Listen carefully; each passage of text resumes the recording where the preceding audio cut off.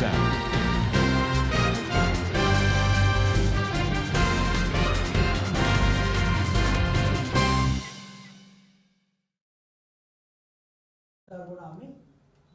West Bengal government యొక్క ప్రముఖ దర్శకులు భారతరత్న దాదా సాహెబ్ ఫాల్కే అవార్డు గ్రహీత అయినటువంటి సత్యజిత్ రే జయంతి ఉత్సవాల సందర్భంగా Vizag film society, Vizag journalist forum సంయుక్తంగా 3 రోజుల పాటు ఫిలిం ఫెస్టివల్ నిర్వహించాలని నిర్ణయించడం జరిగింది.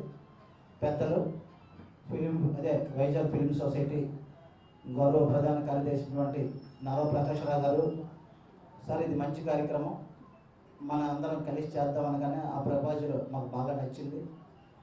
మంచి కార్యక్రమం కాబట్టి మేము కూడా ప్రకాష్ రావు గారు భాగస్వాములు అవుతామని మేమంతా నిర్ణయించుకోవడం జరిగింది. 3 రోజుల పాటు సత్యజిత్ రేకి సంబంధించిన సినిమాలు ఈ నెల 4, 5, 6 తేదీల్లో పౌర గ్రంథాలయంలో ప్రదర్శించడము. 4వ తారీఖు సాయంత్రం 6 గంటలకు ఈ సినిమాలు కార్యక్రమం ప్రారంభమవుతుంది. అతిథి చేతుల మీదుగా ఈ కార్యక్రమాన్ని ప్రారంభించుకోబోతున్నాం. 4వ తారీఖున ప్రతిద్వంది, 5న గణశత్రు, 6న the art of film documentary నిర్వహించడం జరుగుతుంది. కావున ఈ 3 రోజుల పాటు జరిగే ఫిలిం ఫెస్టివల్లో విశాఖపట్నానికి చెందిన ప్రజలందరూ కూడా పాల్గొని ఈ సత్యజిత్ రే జయంతోత్సవాలను జయప్రదం చేయాలని కోరుకుంటున్నాం. ఇది మంచి కార్యక్రమం. ప్రపంచంలో సమాంతర సినిమా అంటే ప్యారలల్ సినిమా అనేటటువంటి ఒక ఇతివృత్తాన్ని, ఒక అంశాన్ని భారతదేశంలో మొట్టమొదటి పరిచయం చేసినటువంటి వ్యక్తి సత్యజిత్ రే.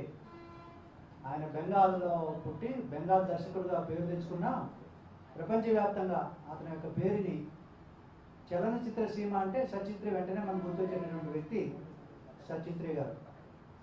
ఆయన సుమారు 70 సంవత్సరాలు జీవించి అనేక 36 సినిమాలు తీశారు, డాక్యుమెంటరీ ఫిల్మ్ తీశారు. వీటన్నిటికి మించి ఆయనలో ఉన్న గొప్పతనం ఏంటంటే ఆయన దర్శకుడు, artist, musician, script writer, editor, అన్ని కళలు ఒక వ్యక్తిలో ఉండటం అనేది చాలా గొప్పది. అది ప్రపంచంలో కేవలం ఒక సత్యజిత్ రే మాత్రమే సాధ్యం.